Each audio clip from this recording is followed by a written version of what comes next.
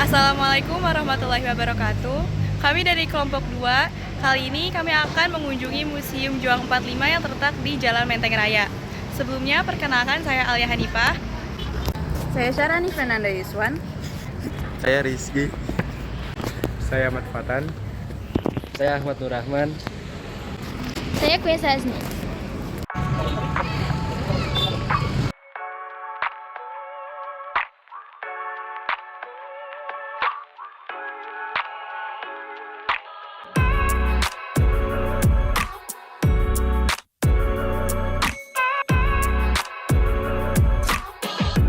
Jadi kita akan masuk ke ruang pendahuluan perjuangan.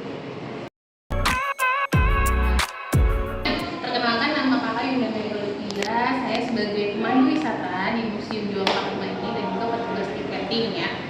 Nah, adik-adik di sini ya, pada awal mulanya pembangunan gedung ini, gedung ini dijadikan sebagai hotel ya oleh pengusaha dari Belanda namanya Alexis Comper. Jadi awal mulanya di kawasan ini memang masih hutan-hutan yang banyak ditumbuhi pohon-pohon menteng.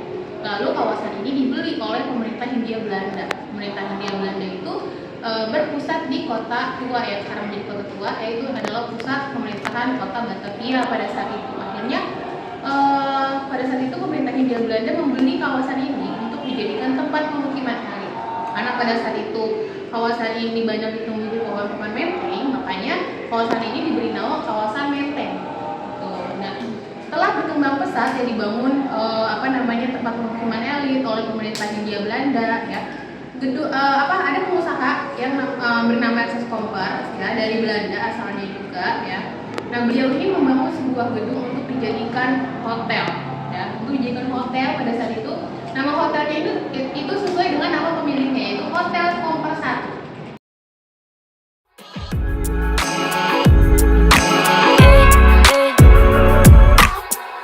Seiring berjalannya waktu teman-teman ya, pada tahun 1942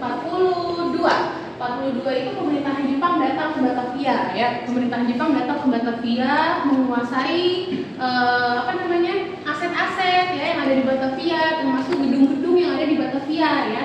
Nah, akhirnya teman-teman, gedung ini yang pada saat itu masih dikuasai oleh pemerintahan Belanda ya, pemerintahan Belanda atau pengusaha dari Belanda itu yang namanya Alexis Comper. Akhirnya diambil alih oleh pemerintahan Jepang ya. Diambil alih oleh pemerintahan Jepang, gedung ini akhirnya diubah namanya menjadi Gedung Menteng 31 oleh pemerintahan Jepang. Dan fungsinya juga bukan hotel lagi, jadi fungsinya dirubah menjadi kantor Sendenku atau kantor propaganda Jepang.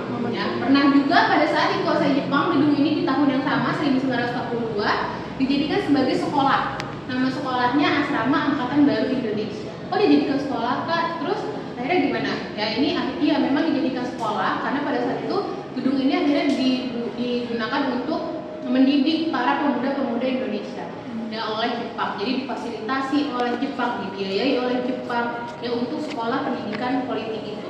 Yang belajar di sini juga tergabung dalam beberapa pemudanya itu tergabung dalam Pemuda Menteng 31 ya. Ini di sini ada background ya dari Pemuda Menteng 31 yang pernah belajar di sini ya. Jadi Pemuda Menteng 31 ini juga dia yang memperjuangkan kemerdekaan Indonesia ya. Ini ada Bapak Sukarni dan Khairul Saleh.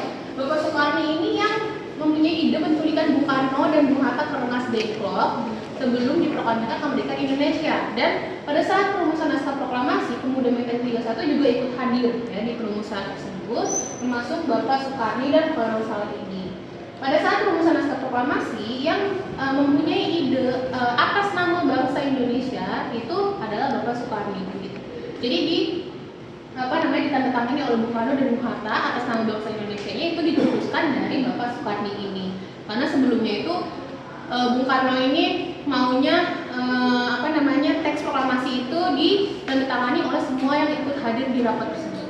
Sedangkan pesertanya di rapat tersebut yang ikut hadir itu ada orang-orang Jepang, ya, ada anggota PPKI di situ. Jadi pemuda ini berinisiatif supaya teks proklamasi itu tidak ditandatangani oleh orang-orang Jepang yang ikut hadir itu, karena supaya kemerdekaan Indonesia ini adalah buah tangan dari bangsanya sendiri, bukan buah tangan atau hadiah, seakan-akan hadiah dari Jepang gitu atau dari negara lain. Jadi makanya ditandatangani oleh Presiden dan Wakil Presiden ya, Bung Karno dan Bung Hatta pada saat.